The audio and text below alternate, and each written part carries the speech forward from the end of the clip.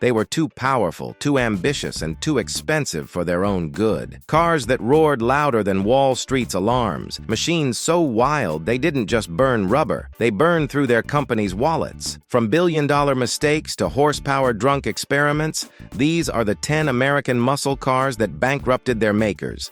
The legends that proved that raw power always comes with a price. Because in Detroit, speed was never free. 1963 Chevrolet Impala Z11.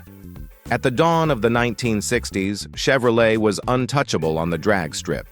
The 1963 Impala Z11 was its secret weapon, a factory-built racer hiding beneath a family car's skin.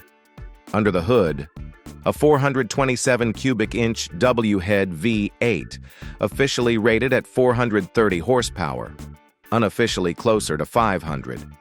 It ran 12 second-quarter miles straight off the showroom floor. Chevrolet stripped out everything: sound, deadening, heater, even the radio, all in the name of weight. But each Z11 cost so much to produce that GM pulled the plug after only 57 units. Then came the hammer: GM's 1963 racing ban. The Z11 program died overnight, and the costs of development evaporated. It wasn't just fast. It was too fast for its own good. 1970 Plymouth Superbird. Built purely to dominate NASCAR, the Superbird was a rolling middle finger to aerodynamics and logic. A 19-inch nose cone, a 23-inch rear wing, and the legendary 426 Hemi engine that screamed at 7,000 RPM. Officially, it produced 425 horsepower. In reality, it made stock cars look like toys. But the problem wasn't the power, it was the price. At $4,300, the Superbird was nearly double the cost of an average Plymouth. Dealers couldn't sell them. Many sat unsold until 1972, marked down like used appliances. The Superbird won Daytona, but its financial crash landing nearly bankrupted Plymouth's performance division. A car so fast, even NASCAR had to ban it. 1971 AMC Javelin AMX.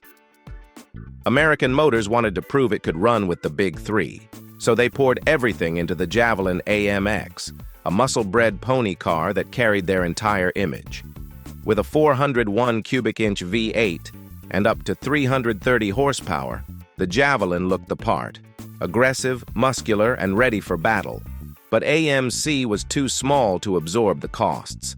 When the oil crisis hit, sales collapsed. The company hemorrhaged money trying to keep up with GM and Ford's horsepower wars. Ironically, the Javelin won Trans Am titles, but on the street, it couldn't save its maker. It was the muscle car that proved heart alone can't beat Detroit's giants. 1989 Pontiac Turbo Trans Am. Pontiac had always been the rebel division, but by the late 80s it was running out of firepower. Then came the 20th anniversary Turbo Trans Am, powered by a 3.8-liter turbocharged V6 borrowed from Buick's Grand National GNX. It hit 60 miles per hour in under 5 seconds and ran the quarter mile in the low 13 seconds, faster than a Corvette. But each unit required hand-built modifications, making it a money pit for Pontiac. Only 1,555 cars were built, and the cost per unit nearly erased the profits from the Firebird lineup. In chasing performance, Pontiac accelerated toward its own extinction. 1990 Chevrolet Corvette ZR1. Nicknamed the King of the Hill, the 1990 ZR1 was Chevrolet's moonshot, a $60,000 Corvette with an exotic Lotus-designed LT5 engine producing 375 horsepower. It could outrun Ferraris, hit 180 miles per hour, and still wear a Chevy badge. But that engine, an all-aluminum DOHC masterpiece, was hand-built in a Mercury Marine factory. Production costs soared, and demand plummeted after the first year. Chevrolet lost millions per car. The ZR1 didn't just redefine American performance, it redefined corporate regret. 1992 Dodge Viper RT10. When Dodge unveiled the Viper, it wasn't a car. It was a declaration of war. No roof, no traction control, no airbags. Just an 8.0-liter V10 pumping 400 horsepower. It was raw, dangerous, and pure. But the Viper wasn't cheap to build or insure. Development nearly bankrupted Chrysler's performance arm, a high-stakes gamble in an era obsessed with safety and economy. Still, the Viper became an icon, a car that proved American muscle didn't have to apologize. Built not for comfort, not for style, but for war. 7. 2004 Pontiac GTO. When Pontiac revived the GTO nameplate, expectations were sky-high. Under the hood, a 5.7-liter LS1 V8, later upgraded to the 6.0-liter LS2, producing 400 horsepower. Performance? Stunning. Sales? Devastating. The GTO was imported from Australia's Holden Monaro platform, and that meant expensive production and shipping. Pontiac lost money on nearly every unit sold. Worse, it didn't look like a GTO, and buyers noticed. By 2006, Pontiac quietly killed the program. It was a rebirth that buried the brand. 8. 2009 Dodge Challenger SRT8.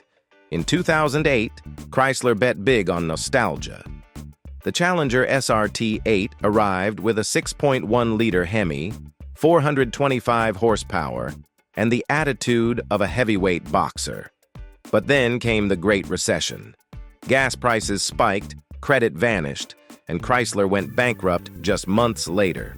The Challenger was brilliant. Wrong time, wrong economy. It was Detroit's dream car in America's darkest hour. 9th. 2012 Fisker Karma. Not all bankruptcies came from gas-guzzling monsters. The Fisker Karma tried to combine muscle car power with eco-friendly luxury. Dual electric motors, 403 horsepower, a turbocharged generator, and a $100,000 price tag. But the Karma's battery supplier went bankrupt, recalls piled up, and production costs exploded. Fisker Automotive collapsed under its own innovation, proving that even green dreams can burn cash like gasoline. A modern tragedy in carbon fiber and chrome. 10. 2015 Dodge Charger H Hellcat. 707 horsepower. That's all you need to know. The Charger Hellcat didn't just bend the rules, it tore them apart. It could outpace European supercars at a third of the cost, but every unit was sold at razor-thin margins. Development costs were astronomical, insurance rates through the roof, and fuel economy laughable. The Hellcat didn't bankrupt Dodge, but it nearly did. Because when you sell madness for mass market prices, someone has to pay the bill. From the Z11 to the Hellcat, these cars all shared one thing. They were too good for their time. Machines born from ego, pride, and a refusal to compromise. They bankrupted divisions, crushed budgets, and ended careers, but they also defined American performance. Because these weren't just cars, they were proof that horsepower, when taken too far, can destroy the very empire that created it. And that's the price of power.